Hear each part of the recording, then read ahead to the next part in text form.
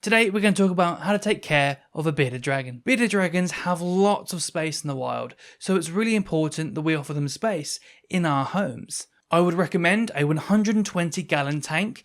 Dimensions wise, that's 4 by 2 by 2 feet. That is absolutely great for a baby bearded dragon, and it's the bare minimum for an adult bearded dragon. Your adult bearded dragon can get up to 2 feet in length, meaning that if it's 2 foot and the enclosure is 4 foot, that means its entire body can be under the lights or out of the lights, in the sun, in the shade, just like in the wild. And yes, you can put a baby bearded dragon straight into that size tank. I have worked in stores for years, and we've always just put baby bearded dragons straight into that size tank, straight from the egg. Remember, a baby in the wild can run that distance in seconds. It's absolutely nothing to them. Some people might say that that size tank is too big for a baby because they might struggle to heat that size of space. But I'm going to teach you how to do it, and it's really easy. Now, lots of you have probably bought a 40 gallon tank as a starter kit, and that's okay. I have got you. I've got a video that teaches you how to make the most of that space until you can save up for that big shiny upgrade. You can find 120 gallon tanks online. Everything you need from this video is listed down below. Now that we've covered housing, let's move on to the most important topic, and that is lighting. In the wild, bearded dragons will bask in the sun, so we need to give them special lamps so that they can bask in our homes. You are going to need 3 things: a heat lamp, a UVB lamp, and an LED light. Now, a UVB light is a must-have, Bearded dragons need vitamin D to be able to make use of the calcium that they eat. And bearded dragons have been scientifically proven to be really bad at using vitamin D in food, meaning it has to be made by their skin under UVB light. Now, without it, bearded dragons will get sickly and look like this and get metabolic bone disease. Now, what you want to get is the tube style UVB like this and not the compact ones like this, because these compact ones are way too weak for your bearded dragon. So the tube ones like this. The 24 watt Zoomed Reptiles 10.0 lamp, the 10.0 and not the 5.0. I repeat,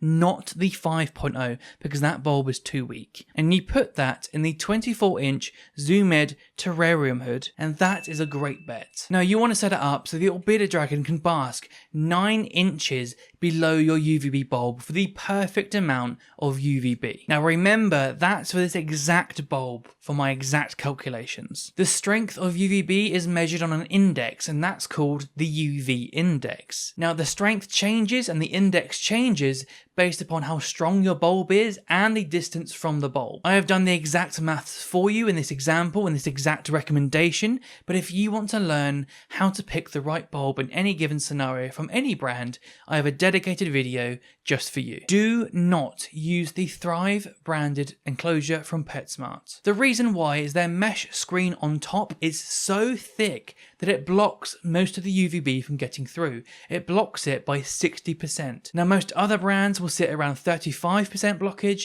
and that's what I've used in my calculations. So if you're going to use the Thrive brand, find a way to mount your UVB on the inside, on the underside of the mesh, or don't use it at all. Now these bulbs will last an entire year, then after a year you need to buy a brand new one and replace it. The reason why is that these UVB bulbs degrade over time and their strength gets weaker and weaker and weaker until it's too weak for your bearded dragon. And typically that happens around a year in, so at that point we change for a brand new bulb. Now the next important bulb is the heat bulb. Now bulbs like this allow your bearded dragon to heat up just like in nature. Heat bulbs provide a type of energy that we commonly associate with heat, and that's called infrared A. This infrared A penetrates deep into your bearded dragon and allows your bearded dragon to properly warm up their core, just like they would sitting in the sun. A good bulb to use is the 100 watt Exoterra Intense Basking Spot.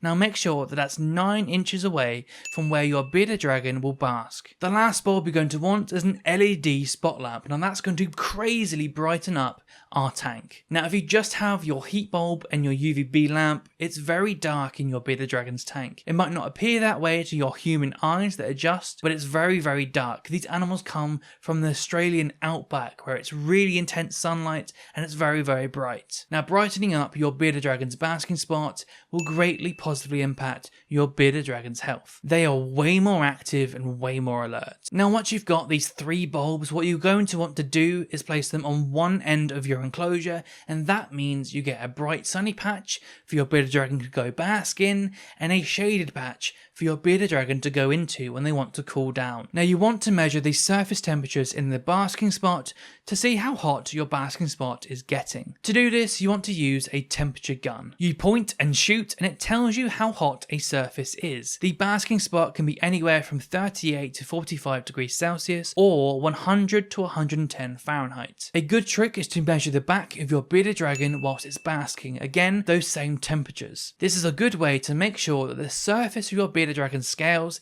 isn't getting too hot and starting to cause a burn before your bearded dragon can warm up its core. Now, this is one of the main ways that people's bearded dragons get burns. People let their bearded dragons get way too close to a basking lamp and their skin gets red hot and burns before the bearded dragon even feels it and realizes it, because their core is so cool and they haven't warmed up yet. Now, a good indicator that your bearded dragon's basking area is set up correctly is your own bearded dragon's behavior. Just like in nature, your bearded dragon should bask for around 25 minutes or so in the morning and then go about its day, and then maybe it comes back and has another bask in the afternoon. Now, if your bearded dragon just sits under the lights all day long, this can be a sign that your bearded dragon isn't able to warm up its core. Or on the flip side, if your bearded dragon avoids basking at all costs, this can be a sign that it's just too intense for your bearded dragon. So you can go and swap wattages in and out, up and down, and find this Goldilocks zone until you find that based upon your own bearded dragon's behavior. You want to have these lights on during the day and then off at night so that your bearded dragon can go to sleep. You most likely won't need any heating at nighttime, as bearded dragons should cool down at nighttime to around 18 degrees or 64 Fahrenheit. Now, air temperature is totally different from basking surface temperature. You want your bearded dragon's daytime air temperature in the tank to be between 21 and 30 degrees Celsius or 70 to 86 Fahrenheit. You can measure this by using a thermometer placed in the shaded end of the tank so that you're not heating your thermometer with lights and raising it above the true air temperature in the tank. The humidity in the tank can be anywhere from 20 to 60%. Honestly, during the day, it doesn't matter, and at night time, you might even see it rise plus 70%. But don't worry, that's totally normal. Humidity cycles up and down like that, day and night, in nature too. That's totally normal. As long as your enclosure isn't constantly wet, you'll be absolutely fine. Let's move on to the next topic, which is the interior of your bearded dragon's tank. Substrate is what goes on the bottom of your bearded dragon's tank, and it's really important. Like I mentioned earlier in the wild, they use sands for digging burrows and for cooling off. So I recommend giving your bearded dragon a sand substrate. Now, there are a lot of different branded sands available to you. If you want cheap and effective, I recommend Play Sand, just from any hardware store, as it's really easy to keep clean, and the cool sand in the shaded end lets them press their bellies to cool off. However, it isn't very tough and it doesn't offer that resistance when your bearded dragon is digging, so it doesn't give them that form of exercise. If you're willing to spend the extra money, you can literally buy the exact sands that wild bearded dragons live on in the wild. This sand right here has been collected in the middle of Australia and exported in bags straight to you to buy for your pet bearded dragon. This wild sand actually holds the same ability to hold burrows like it would in the wild. It is way more expensive, but then again, it is exactly what they live on in the wild, so you get what you pay for, I guess. It literally shows exactly where they collected from in Australia. That's mad. Whichever one you choose, just make sure that it's several inches deep for your bearded dragon. Now, you're going to want a sand scoop for sieving your bearded dragon's poop off the sand. Check and clean up any bearded dragon poop every day, and then once a month you can take out all the substrate, clean your enclosure and put fresh new substrate in the bottom. The other thing that you want to add besides substrate is hides and branches. Bearded dragons climb in nature, so give them plenty of logs to climb on and hides to rest in. Be sure to have enough that your bearded dragon has options, but then leave some space so that your bearded dragon has the space to move and run up and down as they wish. Now, I get a lot of my branches from outside. Trees like oak trees are really easy to identify and they're totally safe. What I do is I take these branches home, I soak them in the bath to drown any bugs that might be hiding inside, and then what I'll do is I'll leave them to bake in the sun under all that intense UV and leave them for a couple of days and bake them good. After that, they're good to use. You can also get all kinds of branches and hides made of cork from your pet store. Now that's more expensive, but they are rot resistant. I recently had to soak and disinfect a lot of woods from my enclosures, and the wood that I got from outside went moldy, but the cork did not.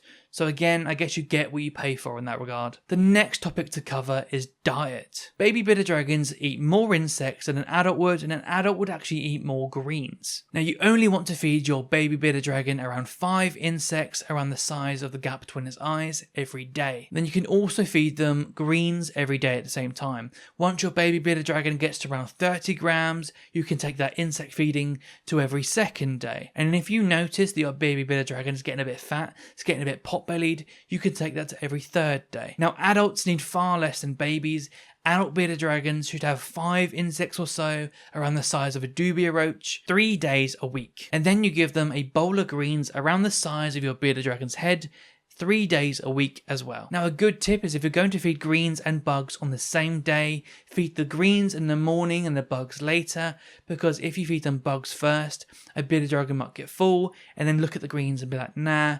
But if you feed them the greens first, magically they always find the way to find space for bugs even after they finish their greens. And if you notice your bearded dragon getting fatter, then you can decrease your portion size, or if you notice it losing a little bit of weight, you can increase your portion size.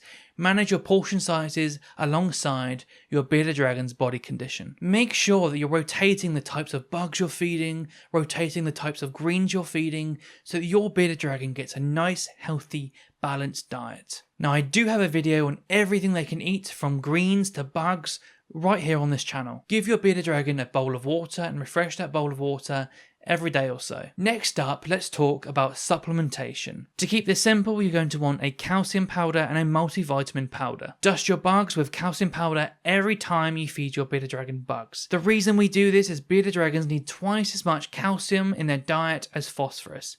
Now bugs have a lot of phosphorus, but very little calcium. So we put powder on them to make up for that. Make sure that the calcium powder you buy is just pure Ca, and it's not a multivite. Then once a week, on one of those days you're going to feed bugs, dust those bugs with a multivitamin powder. Zoomed's Reptivite is a good example. A multivitamin is a once a week job because it contains fat soluble vitamins. And what that means is you can over provide and you can overdose.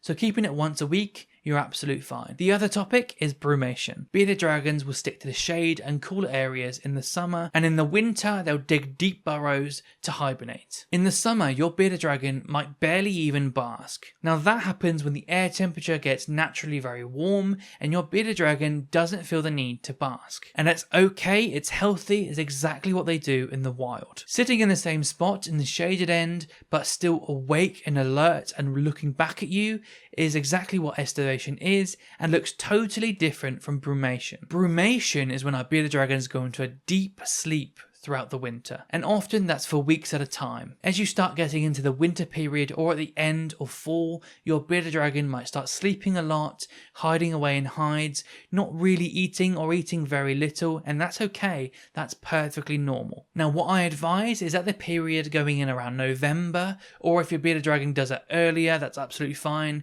You'll take your lighting that would be on for 12 hours a day and you take it down to 6 hours.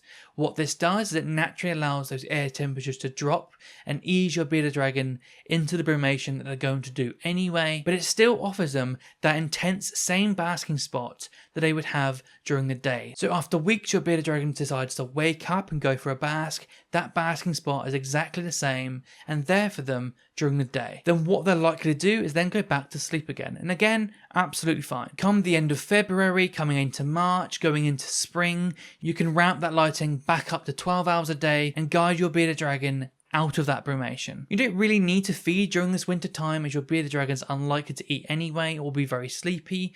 Just make sure that you don't leave any biting insects in the enclosure to bite your sleeping bearded dragon. What you can do is during this winter period is weigh your bearded dragon periodically, and if it's not losing more than 10% of its total body weight in rapid succession, then you're absolutely fine. So if your bearded dragon weighed 300 grams and it lost more than 30 grams really quickly, then what you would do is turn your lighting back up to 12 hours so that it gets hotter for longer, and then contact a vet. What this might be a sign of is an overabundance of parasites, and you can work with your vet to deal with that. But typically what you'll find is from start to finish of brumation during the winter, your bearded dragon doesn't lose much weight, if at all anything.